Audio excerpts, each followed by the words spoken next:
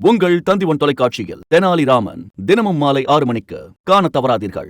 தொண்டர்களை ஆயுதம் ஏந்தக்கூடாது என சொல்லி வருவதாக தமிழக பாஜக தலைவர் அண்ணாமலை தெரிவித்த நிலையில் அதற்கு சட்டத்துறை அமைச்சர் ரகுபதி கூறிய பதிலை இப்போது பார்ப்போம்.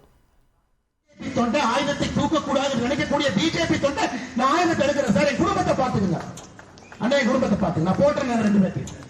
அப்பதான் அடுத்த முறை ஒரு பிஜேபி தொண்டன் மீது கை வைக்கும் போது எவனாவது இருந்தாலும் பயன்பட. எத்தனை நாளைக்கு பொறுமையாக பொறுமையாக பொறுமையாக இந்த இயக்கம் பொறுமையில் இருந்து பிறந்திருக்கிறது. ஒருத்தரா கட்டி காத்து பேசி சமாளிச்சு பஞ்சாயத்து பண்ணி எத்தனை நாளைக்கு இங்க இருக்கக்கூடிய தலைவர்கள் இந்த இயக்கத்தை அப்படியே எடுத்துட்டு போவாங்க, அறவழியிலே அமைதியான வழியில்.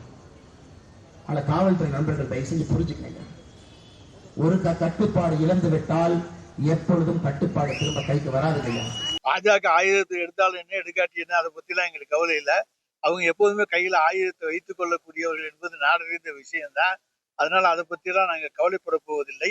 திராவிட முன்னேற்ற கழகத்தை பொறுத்த வரைக்கும் நாங்கள் அமைதி வழியில் செல்வதைத்தான் விரும்புகிறோம். மக்களை சந்தித்து மக்களாலுக்கான ஆட்சியை நடத்துவதுதான் எங்களுடைய தலைவருடைய விருப்பம்.